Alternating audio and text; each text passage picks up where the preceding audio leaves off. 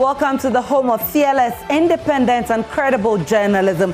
Tonight on Joy News Prime, 15 members of Parliament have tested positive for COVID-19. The Speaker of Parliament, Alban Bagbin, announces 48 members are still yet to undertake the test. Also, a private school in Akonsombo in the Eastern region records 42 confirmed COVID-19 cases. Yes, there's a school in Asojama who has recorded a number of cases. They've recorded 42 cases, but there are still some results which are pending. Meanwhile, police arrest 83 persons in Wa for failing to wear nose mask in public. They were given warning letters to go and be of good behavior and to comply with the COVID protocols. And the next time their names have been put down. And whenever they are caught, any of them, they will be put before. In business, Ghana's insurance sector touts its preparedness to compete in the African Continental Free Trade Agreement. And later in this bulletin, we'll hear from the biggest jackpot winner who takes home 1,424,000. He says his life has completely changed. Details soon. All of this coming up shortly. We're live from our studios in Kokomlemle here on your digital terrestrial TV because we're free to air, and also on Go TV channel 44 and DSTV channel 421.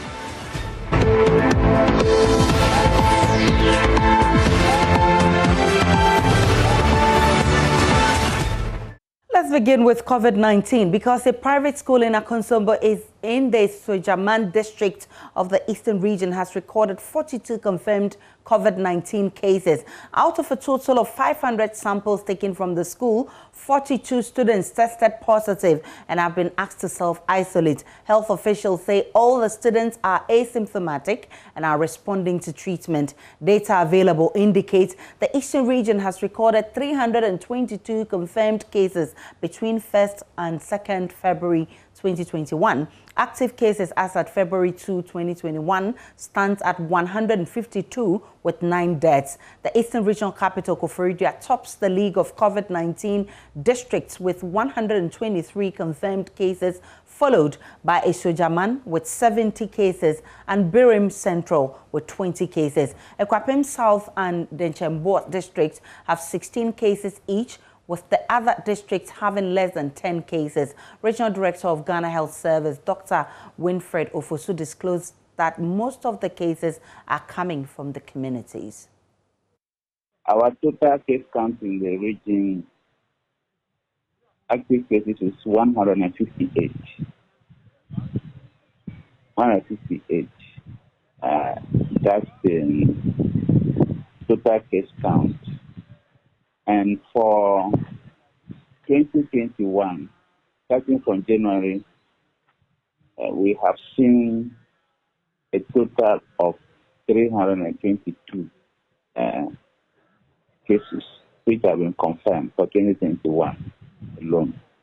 And out of which we have recorded 9 deaths. In terms of the districts, New Durban South has the highest number of confirmed cases, a total of 123. And as we did mention, Ashojaman has a total of 70 cases. The third in line is Birim Central, 20 cases, followed by Kapim South, 16, and Denchembo. The rest are under 10. In terms of New Durban South, most of these cases have been reported from the regional hospital. And as you know, it's a regional hospital, so we have referred cases from various districts in the region, which are part of this 123. But I must add the majority of them are from Koforidua area here. So far for the 2021, we've recorded 322 cases, as at 2nd February. And the total active cases that we have now is 158. Okay. We have also recorded 9 deaths. So those are the best statistics for Eastern region. For now. So this afternoon, we're learning that a school in the region has recorded 40 cases. What can you tell us about that? Yes, there's a school in Asojaman who has recorded a number of cases. They've recorded 42 cases, but there are still some results which are pending. But most of them are asymptomatic, and currently they are at isolation in the school. They are all in good condition. 42 cases, you said? Yes. How did we find this out? Was there some kind of mass testing in the area to, or yes, was this? It was a mass testing that was done. One person had symptoms and was tested and was positive. So they decided to screen the entire school, and they tested over 500 students. So that's how come we had that number. And most of them didn't have any symptoms. They were asymptomatic. But because the screening was done, they were picked out. That's why we have such. Which school is this? I have to try and get it for you. Well, I mean, if there's a reason why authorities do not want to mention the name of the school, because we've been trying to get this. If there's a reason, we can take an explanation, I think. No, I have to get the name of the school for you. I mean, it's in the Asojaman district. Let's get onto the phone line and speak with Maxwell Kudako. Maxwell Kudako, who is on Zoom. Maxwell, tell us more about these 42 students who have tested positive in a school in Akonsombo. Well, the school is correct. It's in the Akosombo, one of the biggest private schools in the Sojaman district. Now, for good reasons, authorities manning the situation do not want us to disclose the name of the school, but it is a big school in Akosombo. 40 years have been confirmed positive. Now, health authority are presently in the school trying to cancel the students who have tested positive. We are told that parents of the wards who tested positive have been duly informed. As of this morning, some visited the school, and then what health officials are doing, we are told, is to prevent personal contact with some of these students who have tested positive. Now, they say that those 40 students are being asked to isolate. Academic work is going on as planned, and then the parents have been encouraged to stay home and then pray. Just be rest assured that the health authority will take very good care of their wards for them. The doctors are telling us that almost all the students in the school, those who tested positive, are asymptomatic. So it is very difficult to determine by mere coming into contact with some of these people that they are positive. But come as restored to the school, academic work is ongoing, and then we are hoping that the situation will still be under control. It is worth adding that there is one other school that is outside the Sojaman constituency. That school is in the Lower Menya constituency. It's called Legacy Girls in Akusi. We are told that a similar exercise or similar screening happened in the school, and out of 50 samples, about 13 students so far have tested positive. The parents have been notified accordingly, and then the assurance is that everything possible is being done to curtail or control the spread of the virus. Taking the news, Maxwell. Hello, Maxwell. How are parents taking the news that their wards are testing positive?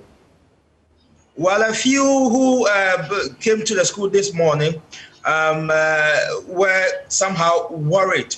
But just as I've said, the health officials are still counseling the few parents who visited the school, and then the wards that it's very important that they were diagnosed on time, or they were able to detect their status on time, and then everything possible is being done to help the kids recover as soon as possible so that they can continue with their academic work. Maxwell Kudeko is our correspondent in the Eastern region. In one of the many manifestations of the virus, 64-year-old Auntie Joyce, who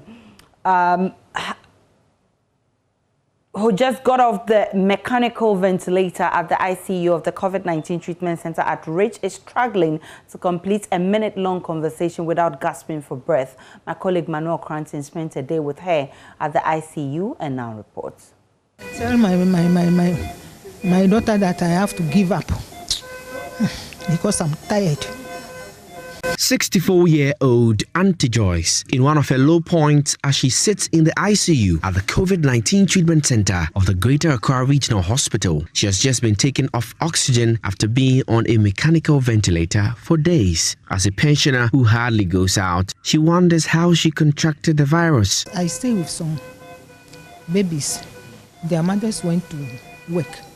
If they come back, then I come home. When it starts like fever, my mouth, and I lose appetite.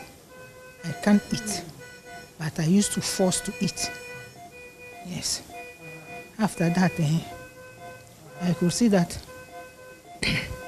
if I'm walking, I don't have enough breath, like I want to faint. So I have to take taxi home. Having taken ill before government's announcement of free testing, Auntie Joyce explains how her inability to afford the cost of testing made her delay in reporting to the hospital. About maybe 3 days, 4 days. Okay. The first day I told their mother that, in fact, I'm weak. So the following day when I came home and I went to a nearby clinic, and they gave me drip and medicine. I came home later. Then I come back to Kanishi Polyclinic and they treated me. Even they told me that I should come and do the test. And in fact, I'm a pensioner, so I'm waiting for my money on Friday to come on Monday. Before Thursday, I collapse. They rushed me back to the Kanishi Polyclinic before. While on the ventilator, Auntie Joyce, just like all the others in her ward, was consuming up to 15 liters of oxygen every minute. And now that she's off the ventilator, she's struggling to complete even a 1-minute conversation. When I was in a polyclinic, in fact, I got tired. If my children carried me kurapo, in fact, I said they should give me air, fresh air. Yes, you know that I was very, very tired when I was in the polyclinic. Oh, in fact, I'm a challenger. Even I was saying that, this COVID, is it an airborne? So, in fact,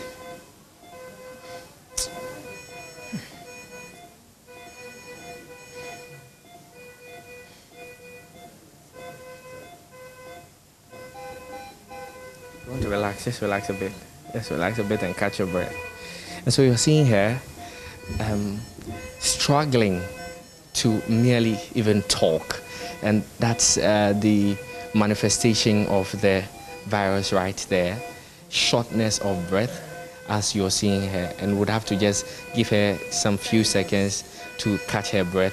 She feels very tired, she tells me. Starting merely as a fever, her experience at the ICU has taught her that the virus is indeed real. She wants people to adhere to the COVID-19 protocols. COVID is very real, so they should keep themselves safety. Washing their hands. Anytime they should put on their nose mask. Yes. This advice from Auntie Joyce cannot be overemphasized, as most recent cases being recorded are severe and critical. Manuel Kranting, Joy News, Accra.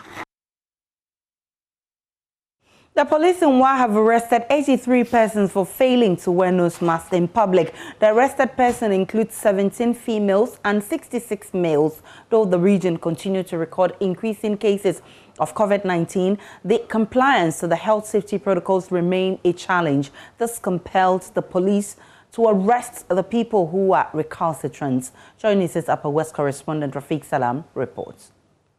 Following the fiat from the president a couple of weeks ago, ordering the Ghana Police Service to ensure the strict enforcement of the wearing of nose masks by the people, the Upper West Region's Police Command for a week first engaged in a vigorous sensitization of the people at churches, mosques, and markets on the need to adhere to safety health protocols, especially the wearing of nose masks.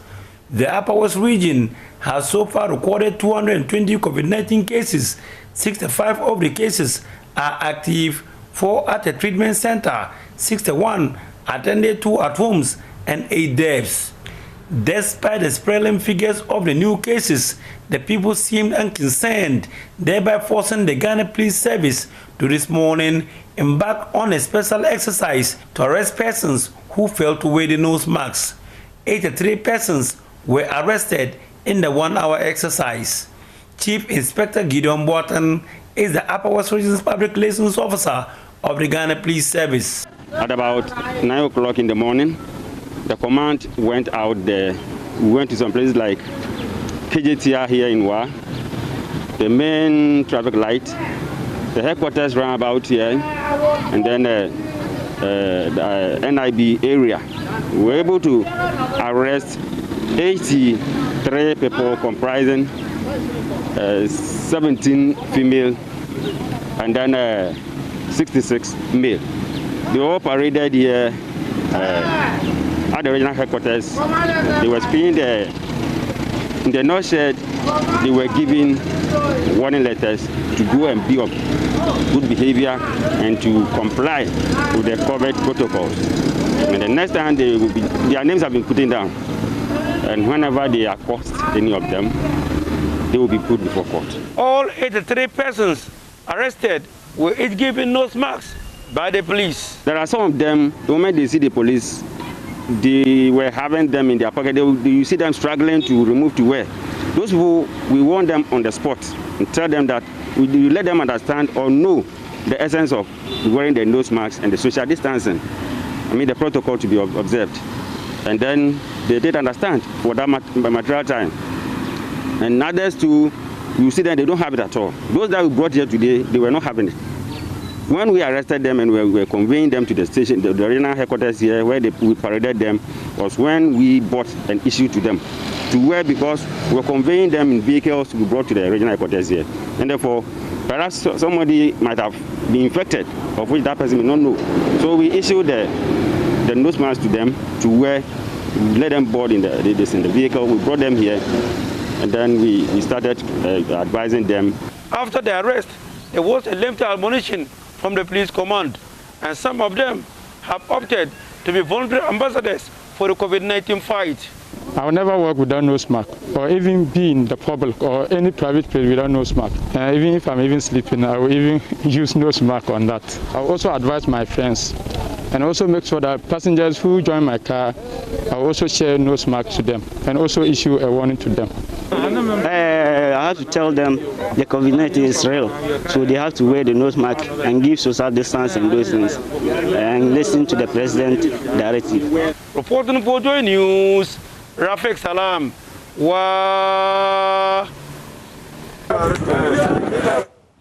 The Deputy Volta Regional Director in charge of Public Health, Dr. Sena Nokwesi Jokoto, has warned that health facilities within his jurisdiction may be overwhelmed with coronavirus patients if care is not taken. According to him, the region recorded about 300 new cases within the last 4 weeks as the country experiences a second wave of the coronavirus pandemic. Speaking at the launch of the Start Right, Feed Right campaign in Ho, Dr. Jokoto advised people in the region to strictly adhere to the safety protocols to avoid getting infected with the virus.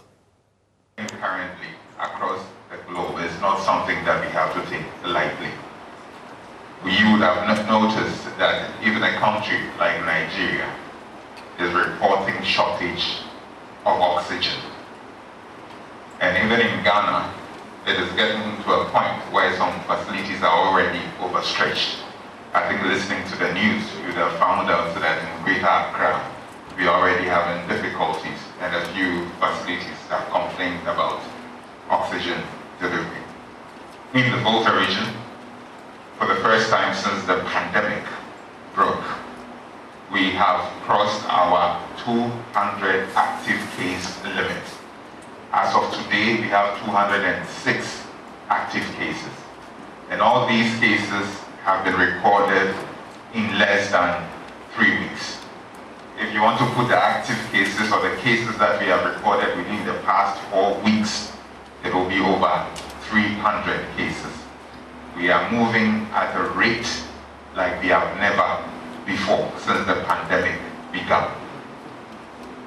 No matter the preparations of the health service, which we have done to the best of our ability, we need to be complemented by the public in the way they adhere to the COVID-19 protocols.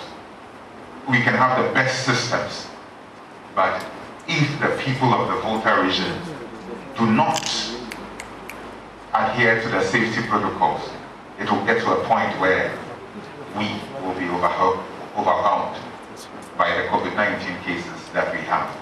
But we have every confidence in you. Once we have demonstrated it here today, we know that the rest of the Volta region would also follow suit.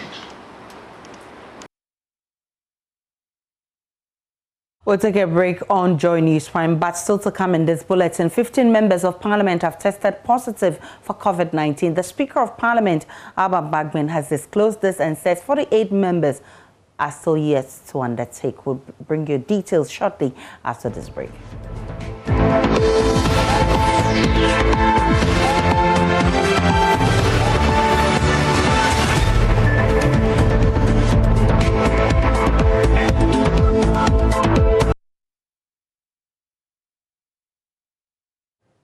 Welcome back to Joy News Prime. Now, the Ghana Medical Association is concerned about panic buying of hydrogen peroxide for the prevention or treatment of COVID-19. According to the GMA, recent media publications on hydrogen peroxide for treatment of COVID has led to increased purchase and consequently created shortages of the product for pharmacy outlets. GMA, in a signed statement, says the Food and Drugs Authority, the Ghana Health Service, the Ministry of Health, the World Health Organization have not approved, authorized or recommended the use of hydrogen peroxide for the prevention or treatment of COVID-19. Deputy General Secretary of the GMA, Dr. Titus Bayo, will be speaking to us shortly via Zoom, but here are excerpts of the statement on your screens. The GMA wishes to indicate that hydrogen peroxide has been used for decades for disinfection and as antiseptic. Specifically in Ghana, hydrogen peroxide at low concentration of 3 to 6% is registered by the FDA as an antiseptic for minor cuts, wounds and skin ulcers, and also a mouthwash and deodorant gargle. Let's now get on to Zoom and speak with the Deputy General Secretary of the GMA, Dr. Titus Bayo. I'm grateful that you joined us. Now, people have been gargling hydrogen peroxide for many years. So what are the concerns of GMA about hydrogen peroxide at this moment? Good evening to your viewers. Yes, the GMA's concern is to the fact that we want people to know that hydrogen peroxide is licensed for some purposes. And in the recent few days, we have recognized a developing trend, a worrying trend, let me put it that way, where people are seeing it as a solution to COVID. We do not at this moment know yet whether it can be or it may not, or it cannot, let me put it that way. So we encourage people to use it for the recommended purpose for which it has been licensed by the FDA, and then let's wait for proper studies to confirm or otherwise. For the known prophylactic or control measures for COVID that we know, which are the use of the masks, the sanitizers, frequent washing of hands, physical distancing, these are what we still know as of now. So we are just encouraging the public to be cautious about that. The second thing is that hydrogen peroxide can lead to accidental poisoning. It's a clear liquid, and if not well handled in the home, can lead to accidental ingestion. It's not to be swallowed. And so when people are buying it in large quantities to the house because in the hope that they can use it to prevent COVID, it may well be good for that. But if we do not caution people and they store it anyhow, their children may ingest this, and the adults themselves are to know that it's not to be ingested. It's only for cargo. What's GMA's advice at this moment to the public? The GMA's advice is that we know of the use of face masks, hand washing, hand sanitizing, use of physical distancing. These have been proven. Let's keep to them. We are saying that if there are any remedies that anybody wants to use them with caution. Secondly, if you intend to use hydrogen peroxide, please get a prescriber to guide you how to dilute it, to what concentration, to what percentage, so that it can be safe for you. And store it as a medicinal chemical, which if used unintendedly can lead to poisoning. So don't let children under 6 try to gargle this. They may drink it, and there are consequences to this.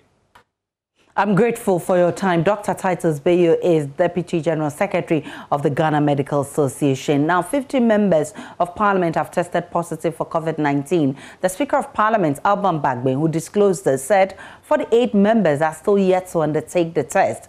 The Speaker also noted 56 members of staff of the Parliamentary Service have tested positive. Mr. Bagben is therefore directing that tests should be conducted in the households of both MPs and staff who have tested positive to avoid reinfections. The Speaker of Parliament has also directed that from next week, sitting will be scheduled only 2 times in a week on Tuesdays and Thursdays. According to the Speaker of Parliament, only MPs and members of staff required for such business of the House will be allowed into the precincts of Parliament. From Parliament's Medical Center reveal that 227 members submitted themselves for the test, while others conducted their own tests at private medical facilities.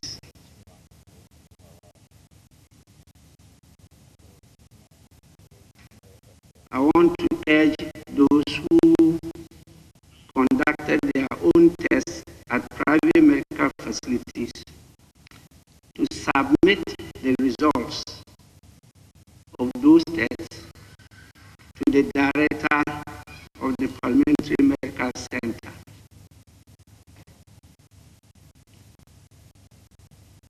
Out of those who submitted themselves for the test in Parliament, 15 members of Parliament tested positive to the virus. 15, I repeat, 15 members of Parliament, not 50.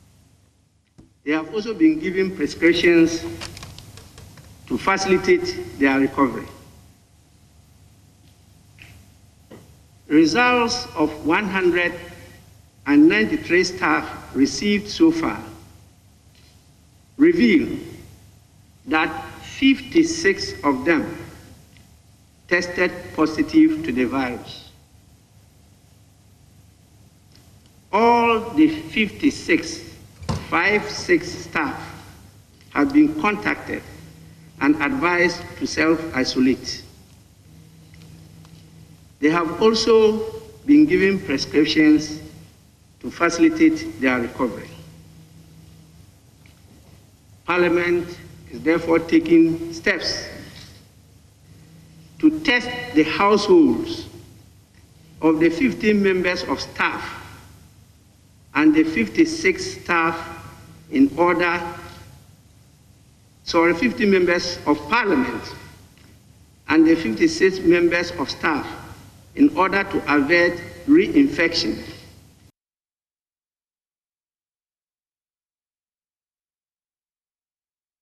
In consultation with leadership and the clerk, I have decided to implement the following measures to curb a further spread of the virus. 1, the House will from next week sit twice in a week.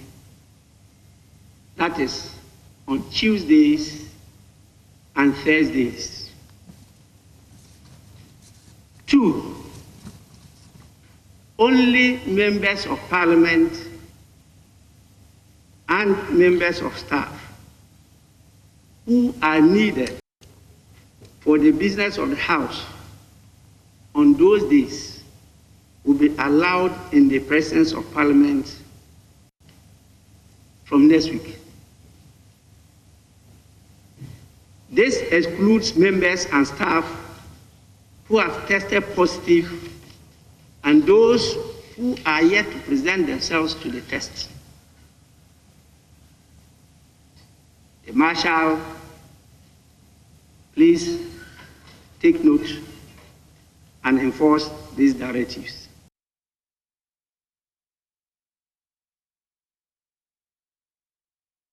And so to come in business, Ghana's insurance sector touts its preparedness to compete in the African Continental Free Trade Agreement.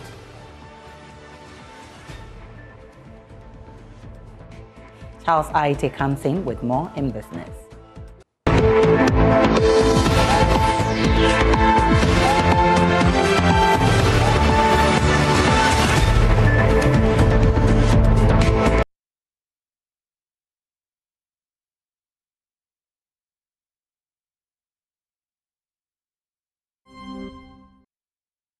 And welcome to Business. I'm Charles Aite.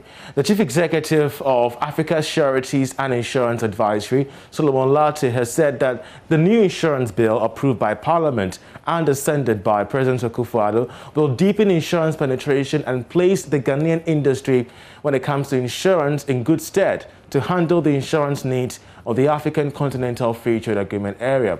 He interacted with me earlier on the marketplace. I think the issue is that, of course, insurance penetration in Ghana is very low. There's no doubt. It's below 2%. But the introduction of certain elements into the new insurance bill, as I see it, are likely to increase insurance penetration.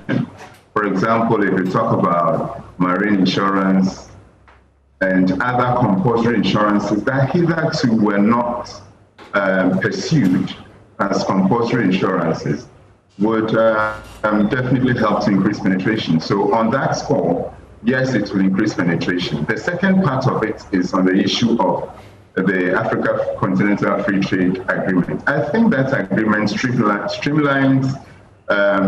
if you like, business processes on the continent. It makes it easier and more accessible to access markets.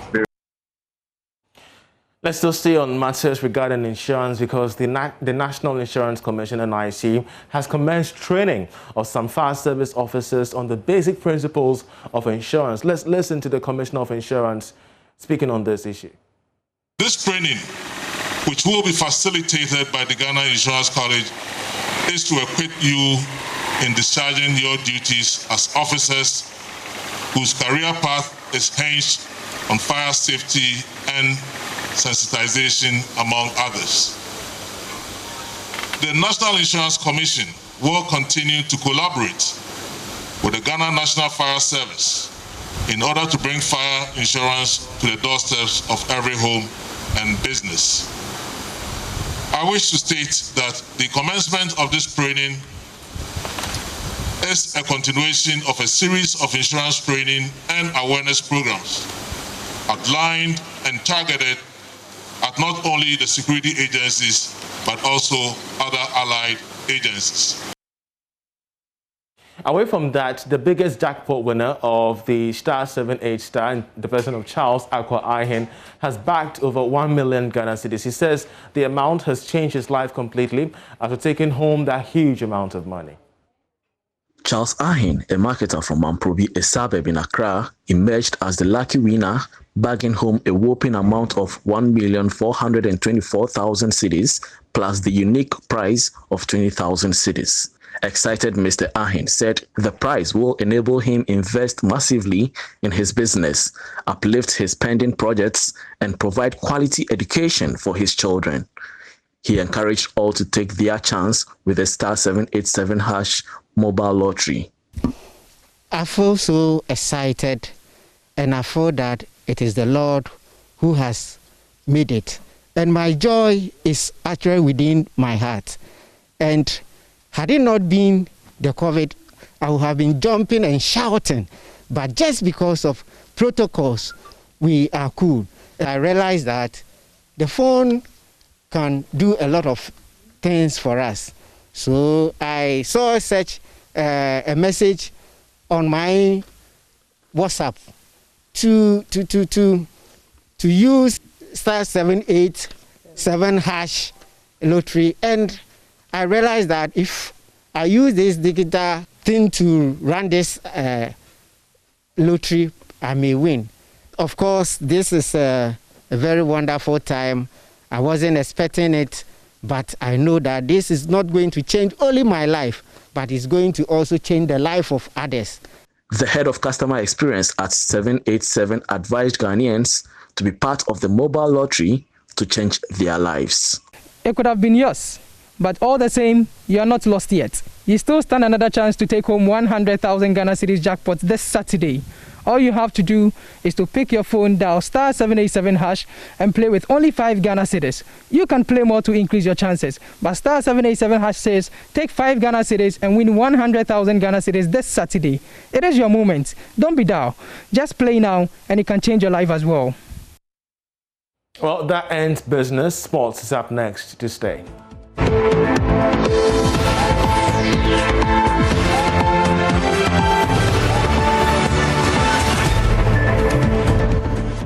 Thank you for staying with us on Joy News Prime Time. Now for the sports, I'm Gary Al Smith.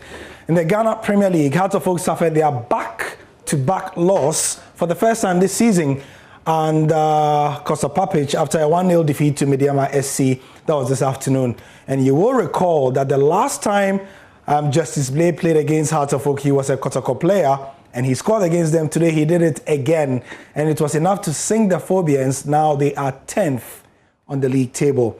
Whereas Costa Papic was apologetic for his team's failure, Mediamako Samuel Bwedu was ecstatic. Definitely something is wrong in somewhere. Midfielder today, strikers today, defender today. I don't know. Last match today, 2 matches in a row behave like this and play like this. Really something missing. But like I said, we must look at ourselves in a mirror, see what is going on, sit and talk, and we will see where we're going to find a solution. I don't know what is make them to come in a pitches and play something which we're not practicing at all. But in your question is hiding so many answers. We will see. We have a match on Sunday.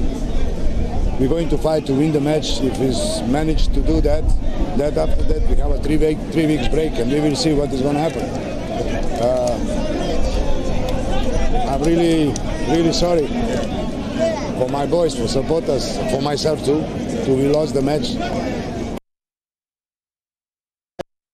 This match must be a must win because our Bankula is celebrating his birthday today, so we have to win this match to for him to celebrate his birthday. It's quite unfortunate that when you are coming up, then we go down, but it's not good. But as you can see, the Mediama is a good team, but we didn't start well. But I believe that from now going, things will change.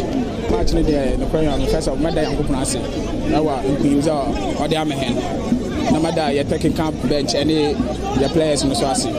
Because someone can want to ending queen. Actually, the winning tough match. Because from the start of the game, while we share preparation, I warm up me, I also be an the match was very grateful. The win in there, I mean, now, especially your boss so Eddie in the birthday. I think say I am proud of us. Say be it and win some match way. I don't know about me improving for the next game. Right, we'll get more reaction on Fan Zone later with Hans Mensah Ando. A former trainer of Richard Comey, Carl Loko, says he has no regrets in parting company with the boxer, despite building him to become a world title competitor. Now, according to Loko, he takes solace in the fact that he contributed to making Comey the boxer that he is today. The two have worked together since Richard was 13 until they parted company in 2017. In 2016, Carl Loko was at the corner when Richard Comey lost back-to-back fights against Robert Easter Jr. in a world title fight and Denis Shafikov in a world title eliminator. Since March 2017, the two have not worked together. Carl Loko, despite building Richard Comey to become a world title competitor, does not regret going separate ways. I don't regret working with Richard Comey. I will still use him to advise or to guide the upcoming ones or the other boxers I'm training, because human beings have some better lives, and we have to always talk about that. So the great side and the good side and everything I know about him and the way I was going around with him and everything, I don't regret. I don't regret him. I don't regret by training Richard Comey, and that one, I will make it clear. And that is why whatever we are talking now, I cannot, or you cannot even take out Richard Comey's name out of what I have made. Globally or Ghana, you cannot take it out. He himself cannot even take it out because I made him Richard Comey. Many have attributed the decision of Richard Comey and Carl Loko to part company to a plethora of reasons, ranging from disagreements in terms of contracts and the technical ability of Carl. These, Carl admits, are rumors that have come to his attention. However, he continues to use Richard Comey as a mentor for the next generation of boxers. I mean, he's very disciplined when it comes to training. He's very disciplined when it comes to reporting at training. You understand me? So, I mean, if you're a boxer and you can be disciplined, especially on that side, then yes, wherever you are coming from, you can make it. You can make that happen. So, for that one, I'll not take it away from him. I don't know if around that time, because the way he knows me, he see me as his, his senior brother or his father, and he was just responding or something. But no. He's a hard-working guy when it comes to training. The last fight the two worked together was in March 2017 at the BUOHO Boxing Arena when Richard Comey came up against Slimani in a Ghana independence fight. That's it for the sport for the moment. World News is up next.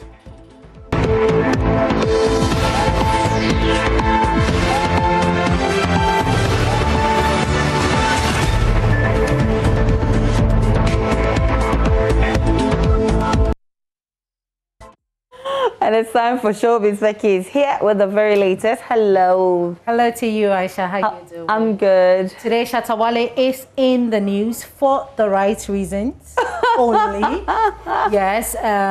Good to know. He has his two songs, which is My Level and Ayo, featured in the movie Black Beach. It's actually a Spanish movie which got part of it shot here in Ghana, Cape Coast and all of that. So today we had a conversation with Shatta Wale on Hit FM, and he's been talking about, how he got the, songs to feature in those He actually movies. mentioned that the songs were 3. The people asked for 3 songs, and then finally 2 of those songs 2 out of were used and were very, very excited. He spoke on Hit FM. Yeah, so we'll bring you that particular story back. But let's talk about Yaya. Yaya, she's a singer-songwriter, beautiful voice, and she was on Showbiz Now on Joy Prime earlier today, and she's been talking about how legendary Kojo Antwi inspired her craft. It makes me believe that she was actually trained by Kojo Antwi. I think we should go to Kojo Antwi so that he... Yes, we can meet him this weekend. Hi, Kojo Antwi. He's watching. But Black Beach is the movie that has been trending the whole day, and Shatawale is the reason why, it's trending. So he spoke on Hit FM about how he feels about this whole, arrangement. Yeah. Black Beach right there, and still streaming on Netflix. So if you want to see or hear Shatawale's song in the movie, you have to go on Netflix. But I suspect where they'll be playing Shatawale's music will be where they, there were all the soldiers holding guns. And No. There was a scene in the movie where there was a club scene, like people actually jamming to the song. Okay, and they were playing which one? I know my level. Okay, I know my level. And how about that? How does that you come? You would have to, watch the movie. But Aisha, let's end with Mr. P. Mr. P is advising that the Afrobeat sound that we created ourselves here in Africa, we have to try as much as possible to hold on to it and sell it to the rest of the world. Are you ready? Don't be lying.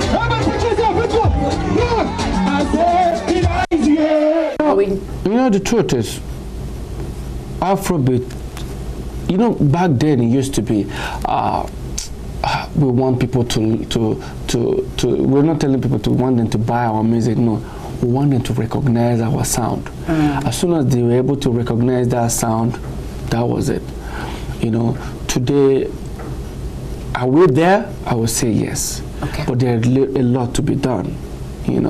Some things are not really done right. I'm not saying when we started up, we corrected some things in terms of the quality of the videos, in terms of the sound, in terms of not trying to be, we getting recross to rap on our own Afrobeat, getting these people to, to sing on our own, not trying to sound like them. I'm a fan of R&B, don't get me wrong, but I still do Afro R&B, right? I have to infuse that local sound to it. So back then, so for now, I would say we're already there, but we still have this thing like in our mind, like the Western world are still doing better.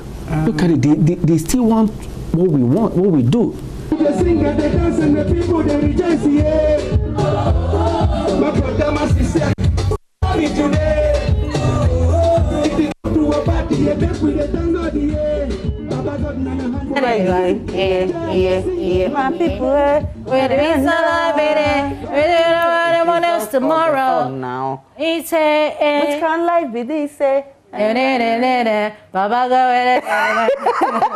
I miss Peace Square, man, but well, it's not happening. Thanks so much for bringing us Showbiz, Becky. And that'll be it for Showbiz.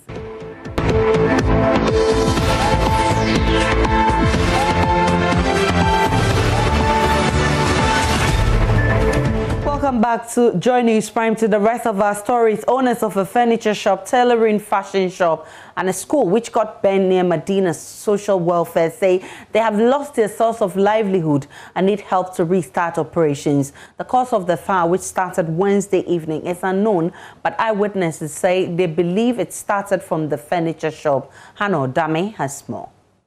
Machines, equipment, chairs, tables, tools were all destroyed in the fire, which lasted for hours. This furniture shop houses 5 other shops, including a warehouse, fitting and spraying shops. Co-owner of the place, Wise Clinton Gidi, says among the things burnt were 300 discs, which he finished working on yesterday, ready to be dispatched today. We bought materials, even we bring in materials yesterday. We have a finished products which we have to supply to schools. All of them are in. We lost, I can say that it can get to 3 to 4 billion Ghana cedis. One of the machines, new one can cost over 300,000 Ghana cedis. We are asking those who can help. We are pleading with government to come to our aid. A worker, Joseph Tete, believes the timely intervention of the fire service could have helped save portions of the burnt shops. The fire service people came. They said they thought they are doing them for one night, so they just came and have a look at if it's true before. Like, they didn't bring water. Really? They didn't come with water. Were you here to know that? Yes. You saw that yourself? Yes. You saw that yourself? Yes. They didn't bring tanker? The tanker was said that there was no water in the tanker. Second in command at the Madina Divisional Fire Service, Command Officer Grade 1, Jonathan Ashon, says that's not what happened. Immediately we arrived at the scene, they realized that there was a fire, okay? And according to the people around, it's a wooden workshop. So immediately they started work. But they realized the way the fire was spreading, and because it was a wooden workshop, wood and those things, we call them the first class or class A combustible materials. So they realized how the fire was raging and spreading, so they quickly called for assistance, more pumps. So we had 4 pumps on the ground, Legon, Adenta, then Ministries. But as the fire raged, a school, Little Angels, situated behind the furniture shop, was also affected. 3 classrooms, projector and computer rooms, storeroom and playing areas have all been burnt. A teacher at the school, Habiba Issa, mentioned how management has been concerned about the location of the furniture shop as its activities affect the health of the pupils. She believes it's time the Environmental Protection Agency, which had received their complaints, act on him. It has been a problem for us for some years now. We went to EPA, any day they do spraying, they spray. And the sawdust, it's a sawmill as well, and the sawdust is always in the classroom. My dear, you can't imagine it. Our children started coughing. They started coughing, they were having runny nose, and the EPA should think about kids, the children, infants, the effects that the turpentine, the sawdust, and the rest are having on them. William Atabwachi, a tailor who has been operating near this shop for 30 years, says he's lost everything, including 7 industrial machines. I work for schools. I give money to buy fabric and materials, machines. I left the money to her yesterday. Oh, that's gone. I bought this for 2,000 cedis. Other one is a Nietzsche, original one from Denmark. That's about 2,800. That one, this one is 1,400. The knitting machine to inside. Yeah, that one I bought 1,400. This one I bought 1,008. And so many of them. Yeah, I've loved some of them are down, they couldn't take them. Plenty of them.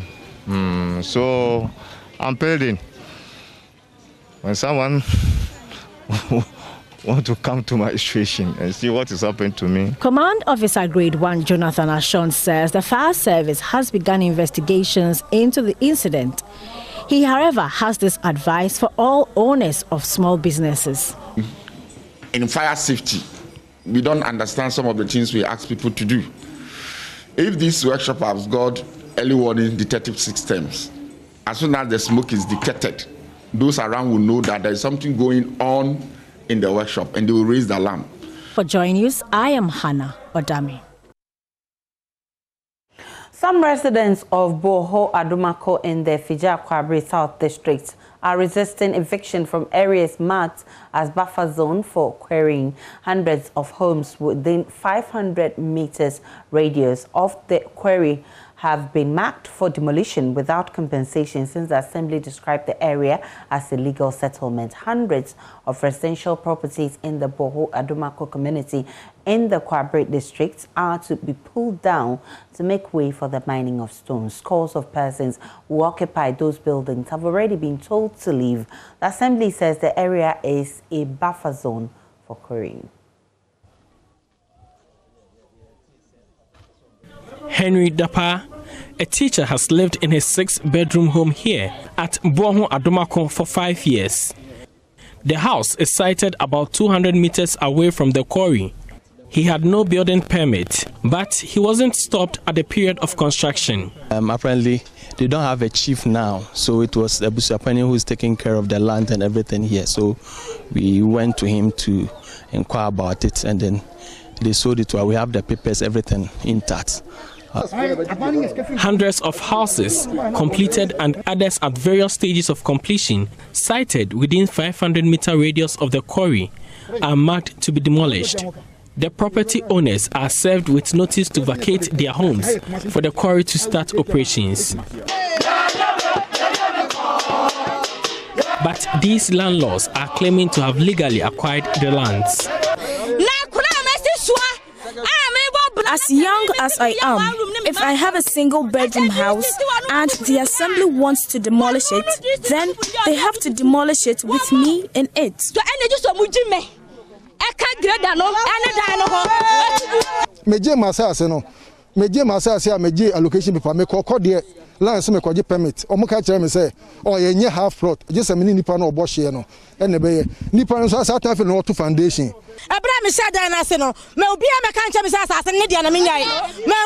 No one ever came here to stop me from building my house. Why now? They should compensate us before they pull it down.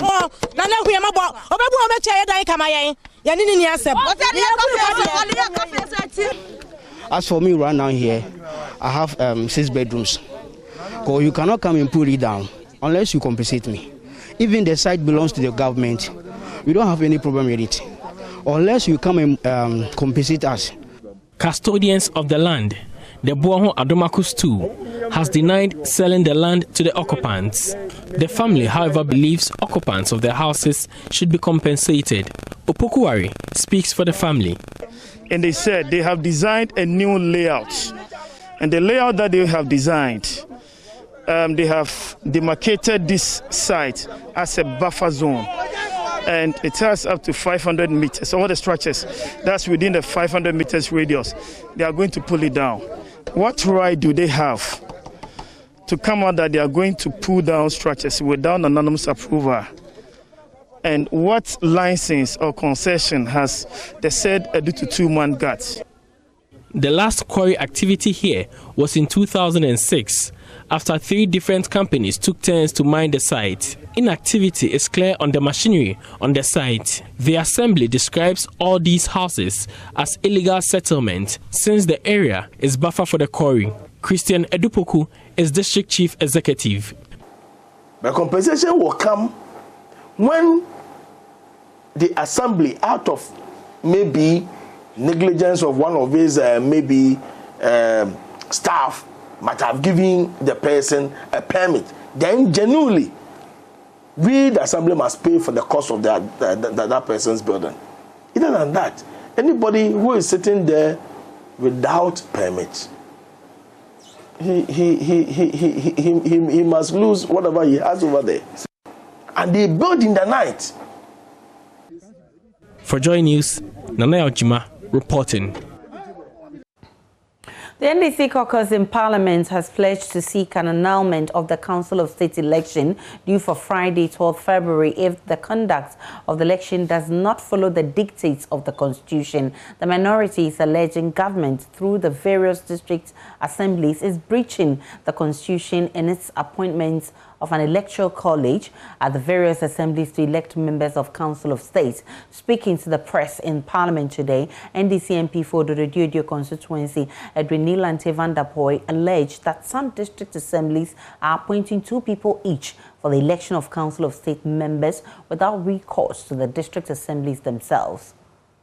If we say we're going to advise ourselves, then we definitely will go to the court and seek an annulment of all those elections because they will not be properly constituted by law and by the Constitution. Over the years, and according to the Constitutional Provision, Article 89(1)(c), members of the Council of State are either appointed by the President and others are elected by an electoral college that is constituted by a nomination of 2 persons from the various district assemblies. In this particular instance, we've had reports from almost all the assemblies throughout the country of attempts by this government to use their own power, authority, arrogate to themselves that desire to choose their own representatives to form the electoral college instead of constituting an assembly meeting for the assemblies themselves to nominate 2 people to form the electoral college. We've seen situations where the acting MMDCs and the presiding members have constituted themselves as the 2 representatives of the assemblies and sent their names to the various regional coordinated councils to constitute the electoral college to elect members of the Council of State. We are not going to allow this to happen. We want this government to act within the Constitution. We don't want them to continue with the impunity they've exhibited in time past when it comes to issues about local governance. In response, the majority insists there is no such abuse of the electoral process in the lead up to the election of Council of State members. Majority Chief Whip Frank Anodompress spoke to the media. If there is evidence that the system is being abused, if there is evidence that we are bending the rules or the government is bending the rules, our colleagues have a responsibility to provide such evidence. Ordinarily, we, the majority, would not have spoken to this matter, especially where we have a fully constituted government. We would have expected them to deal with this matter. This is a simple matter that can be dealt with.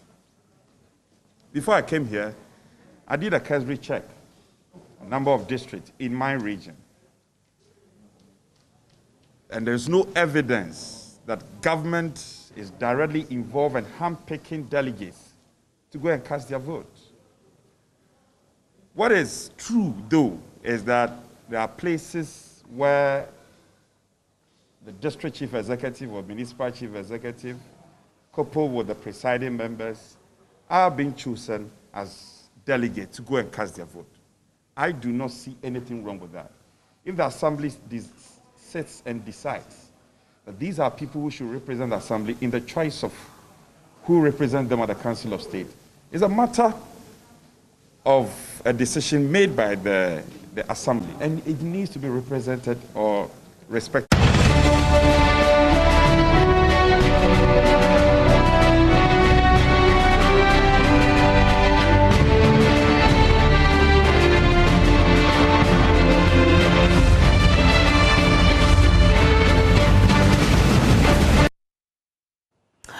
And let's head to the Supreme Court now, because the election petition hearing continues tomorrow. My colleague Joseph Akable, who has been in court for Joy News, joins us now via Zoom for what to expect tomorrow. Akable, tell us more about what we'll be seeing tomorrow on our televisions.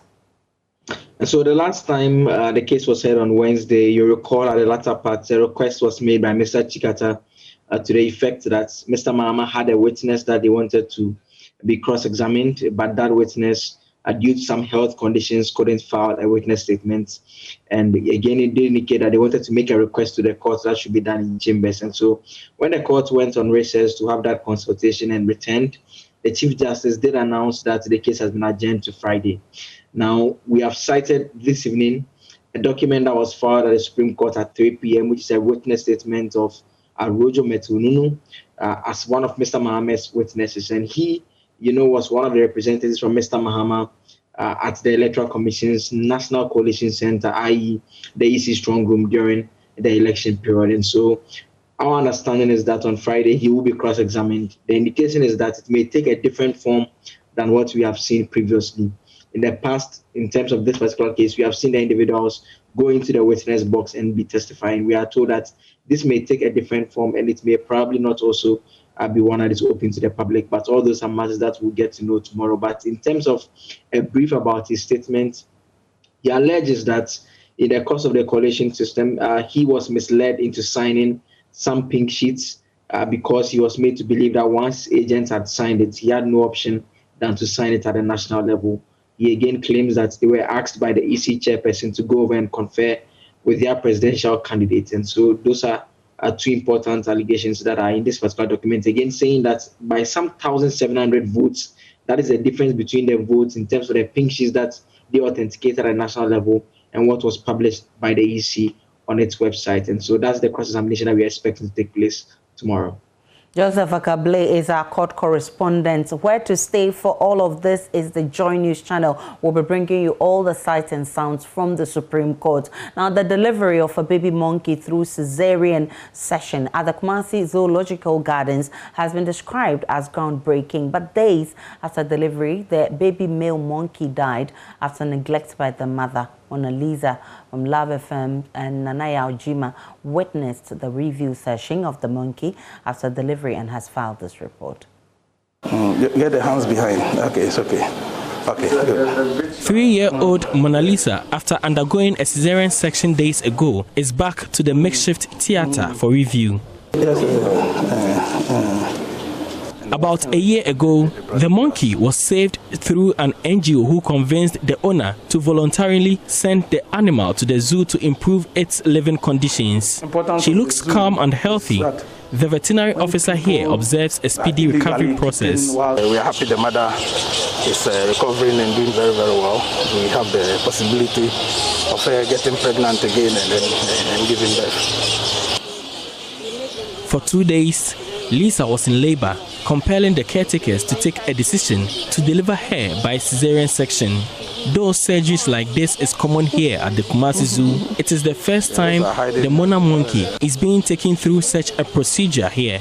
The process for the surgery, according to the surgeons, is just like that conducted on humans. The theater was disinfected, the monkey cleaned and sedated before it was cut open. Veterinary doctor in charge of the zoo, Dr. Paul Meye Zieka, speaks about the process. We did a clinical examination, that's physical examination, and we realized that the fetus was quite big. The birth canal too was quite small for the fetus to pass through. So amongst other interventions to quickly save Mona Lisa's life and the infant, we decided to go to the surgical procedure, which is the cesarean section. It was quite successful. The team did a good job with the support to the doctor. And we brought out an infant male, very lively, very strong. Unfortunately, the infant monkey could not survive. It died 2 days after the surgery due to lack of care from the mother.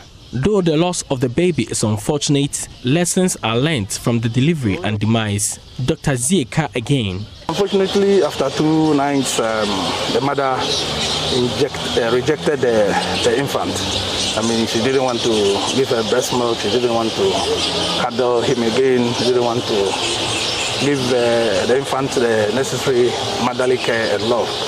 And then so during the night, we lost the infant, painfully. as scientists, as people who do this type of work, when these things happen, you take notes and you try to learn from it, so that when there's a repeat of such an event, you definitely know the measures to put in place so that such things don't happen.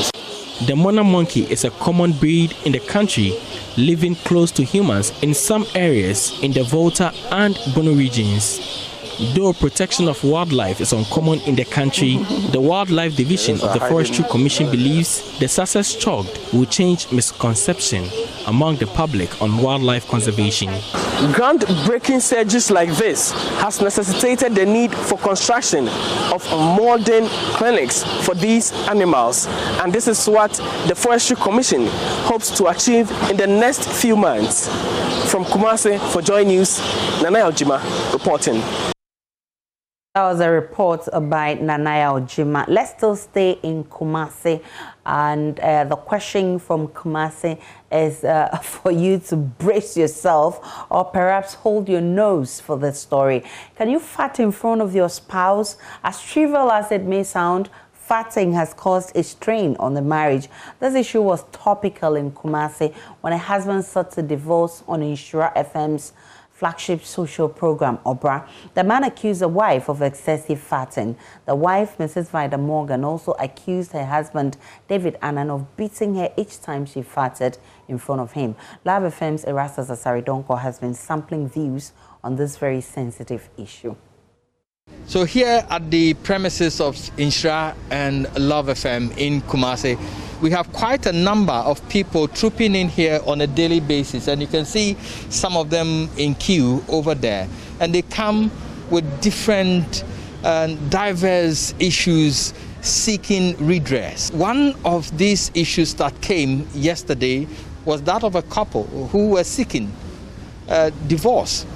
And one of the major issues or reasons why they were seeking divorce was that the man claims that the woman he's been married to for a long time keeps farting in his presence. But I Sunday no. And I'm rebel I will use some from ano. Mommy, I'm a fancy boy in Pajawada. You would done na efamba. I don't know. It's only no okay. Mother, come and no use some from ano. What if you for trophy? You saw you know. No, yeah, Matty. Would a cassa because I shall. Oh, 3 from full say around so. Yeah. But I don't want to only one of them. No, what's your problem? Madam, I know you from quick you be a wolf. Oh, it's if I'm not know you've been out to you. I don't know what's necessary. So we go to the streets to find out what people make of farting in marriage. Is this something that could elicit divorce? It's not a good thing to divorce because of farting. No, not at all. Would it be okay to do that in front of your spouse? Of course, I should feel free to do it. I don't know why I should hide it. It's part of me. I am human, and I'm being natural. Well, it depends. Maybe to me, if you fart in front of me, rough, it's something. If I advise you on and you couldn't take my advice, it could end it could end the marriage, because something I don't want it at all. As the head of the family, I have the right to do so, but she has no right to do that to me. I mean, in front of me. Why not? Because I'm the head of the family. So you have rights to farting in front of her, but she doesn't have the right. She doesn't have the right. Why is it so? She has to show more respect to me. When she does that, it means she doesn't respect me. Yes. What's her reaction when you do that? Oh, sometimes she says, then she leaves. Sometimes she's in the room. Maybe sometimes she also tells me, oh, stand up and go. And I'll not leave, I'll still be there. But for her, she wouldn't do it. Do you think it will be the basis for her to seek divorce? No. It depends upon the circumstances where you release it. Maybe when the friends come in, when he releases it, they're very embarrassed. But if I'm sitting alone with her in the house and she's doing it, I don't think, if I know that is the solution, that is the problem, I don't feel it's very bad. It's left to me, for me, to find a solution to the problem. Them divorcing is extreme, but as a couple, you have to respect each other. And to keep the romance going, I think you have to learn to do those things in private. We spoke with Mama Efe Amano, host of Obra on Insra 104.5 FM. We first found out what she makes of farting in marriage. It's normal. It's part of our everyday life. It's normal. But what you can do is sometimes I meet a lot of during my counseling process. I meet a couple of couples that comes to me and said, "Oh, Mikuno, sorry, I know a too." You know, it's fun sometimes. And when you keep this in your system for some time, according to health workers, you know, it's not good. It's waste. Man, this is gas. And it's nothing serious, just 1 year. Maybe they have something serious that they didn't bring it up and then they just said this. Reporting for Joy News, Erastus Asaredonko, Kumasi. Life is too short. Don't keep it all in. But maybe you should stop eating beans and no. We take a break. We'll bring you the second part of business and sports.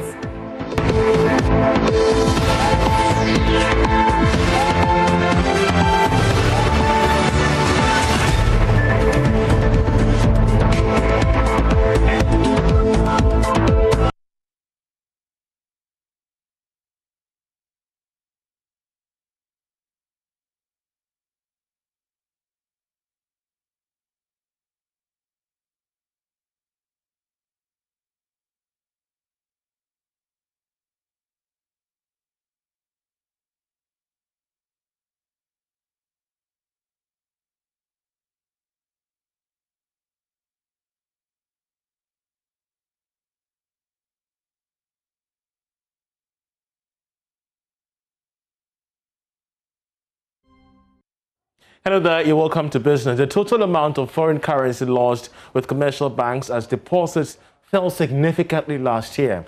Data from the Bank of Ghana puts the amount at $2.3 billion. But what are the drivers for this decline? George Rafi has more. The Bank of Ghana data showed that compared to about $4.5 billion that were held with banks ending December 2019, the total amount dropped substantially to $2.3 billion as at the end of 2020. Now, these are accounts for individuals and businesses that are held in the various foreign currencies. However, for the purpose of calculation, we've worked everything out in dollars. There isn't any official reason from the Bank of Ghana for now, but your business engagement with some of the banks suggests that it has more to do with how the city fared last year against the dollar and reduction in imports because of COVID-19 restrictions. This is due to the fact that majority of businesses were not demanding dollars to finance their imports. We're also hearing that most of these accounts are being opened by businesses and individuals to hedge against inflation and reduce the impact of the city's depreciation on their investments. Therefore, there wasn't any motivation to hold these accounts, especially last year, looking at how the city was faring against the dollar. The development may come as a big relief to the Bank of Ghana. This because one of the reasons for the city's sharp depreciation in most situations is the demand for dollars by individuals who don't actually need them immediately, depriving others that need it badly to finance imports. For some, the development may give credence to the fact that one of the best ways to deal with the dollarization of the economy is clearly stabilizing the Ghana city. The local currency is strong. There might not be any motivation for businesses to price in dollars when they don't have the license to do so. The city has been fairly stable last year, depreciating by some 3.9% against the dollar, compared to the almost 13% in 2019. However, the Bank of Ghana's road test to be in this first quarter of this year, and also should economies around the world fully open up this year when they're able to finally contain the spread of COVID-19. At that time, imports should pick up strongly. That is when we see how the Bank of Ghana may be able to manage the situation. However, they have assured that they have built up enough reserves to deal with this expected pressure. Now, the Ghana Cocoa Board, in collaboration with the Ghana Tourism Authority, says a national campaign to whip up the consumption of chocolates will begin this year. The head of public affairs, Fifi BUOHO, has been speaking to me on the marketplace.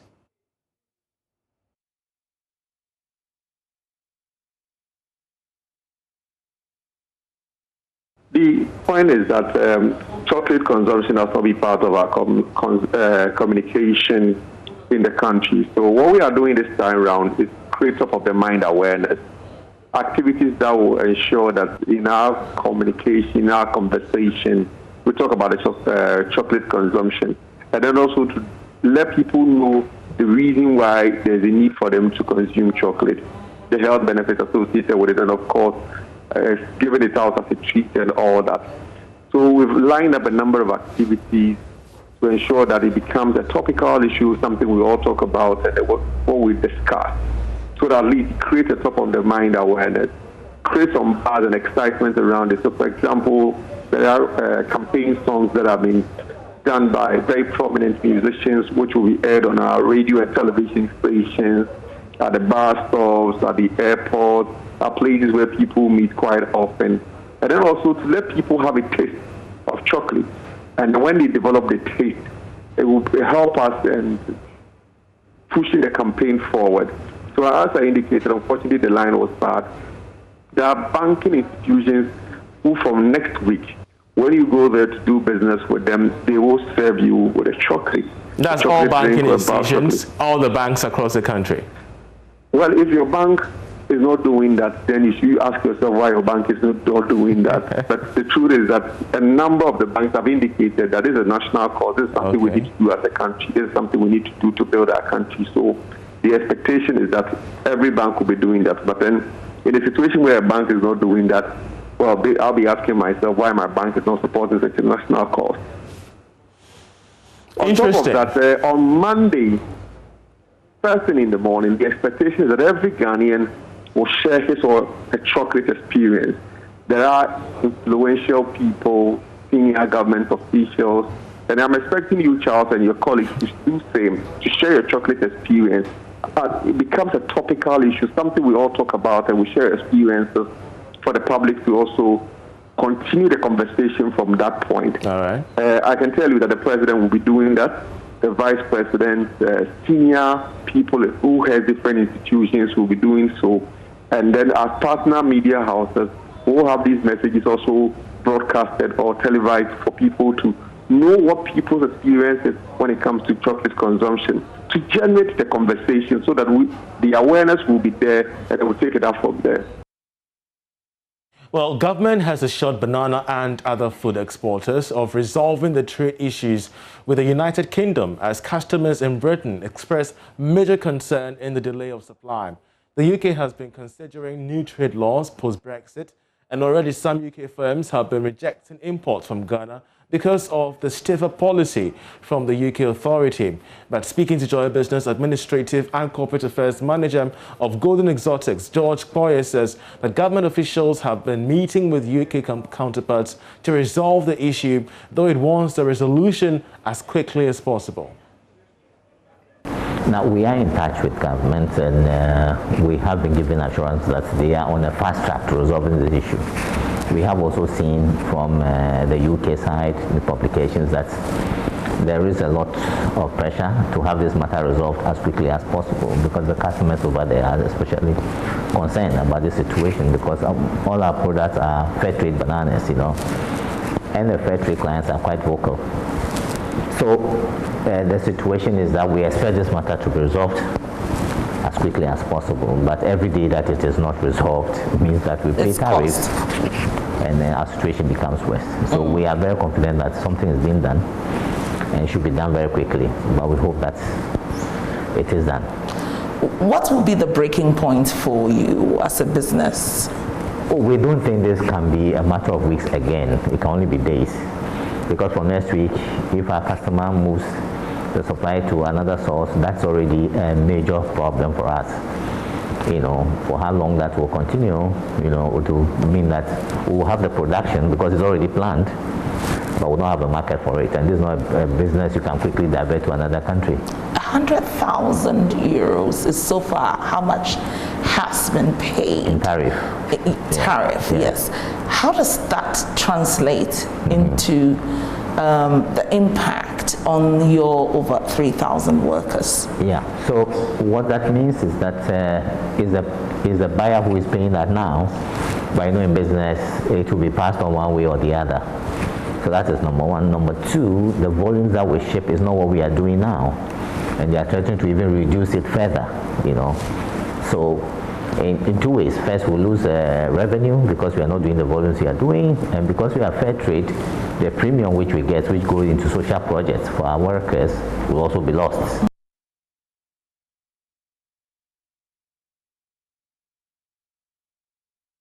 Well, the past president of the Ghana Institution of Engineering, Carlin Bushdid, has been appointed the 5th president of the Federation of African Engineering Organizations.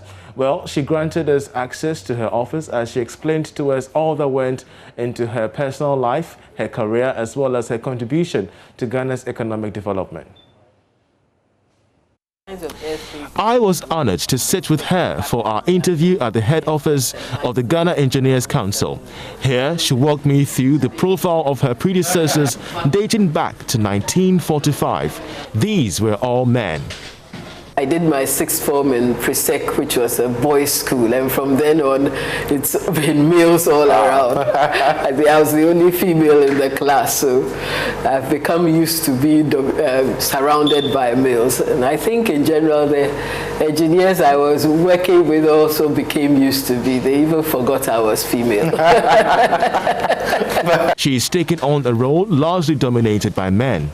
As a structural engineer with over 35 years experience, Engineer Carlin Bushdid has seen it all and largely contributed to Ghana's development. And one of the main priorities is in ensuring that the continent has a competent, diverse group of engineering practitioners and engineering industries. And that'll be all for business. Many thanks for watching.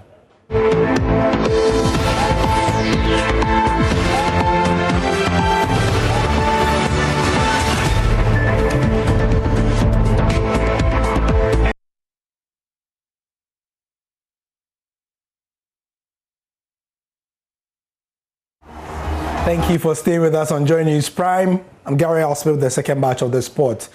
And in the wake of COVID-19, the Ghana Boxing Authority is considering staging bouts behind closed doors in order to curb the spread of the virus. General Secretary Patrick Johnson has been speaking to Joy Sports in the following report. Local boxing is expected to bounce back in the first quarter of 2021 with some exciting fight nights to be announced in the coming days. Boxing was one of the sports that took a great hit due to COVID-19 restrictions last year. Following President Akufo-Addo's lifting of the ban on sporting activities late last year, a handful of promotions were organized with very limited numbers of fans.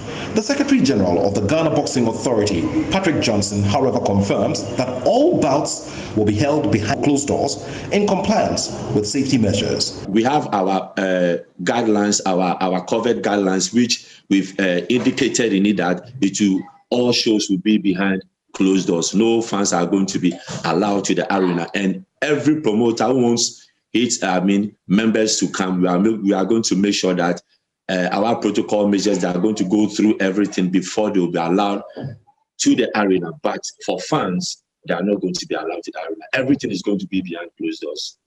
He also confirms the arrangements that have been made for testing of match officials and boxers. The COVID protocols, we've gotten a credible hospital that has been, assisting us in doing our COVID tests on our boxers and officials.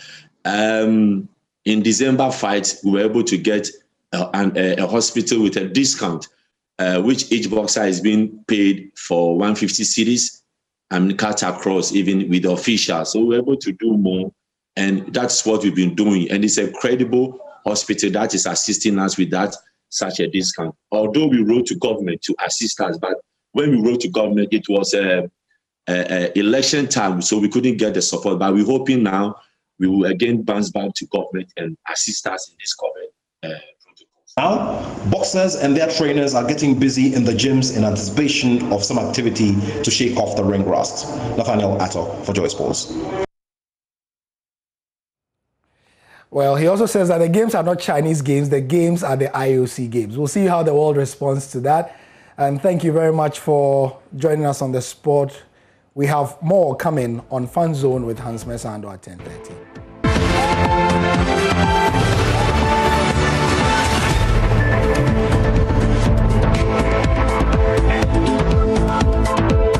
how we wrap up the bulletin tonight. My name is Aisha Ibrahim. Many thanks for watching. For more news, log on to myjohnline.com for all the updates. Enjoy the rest of our program.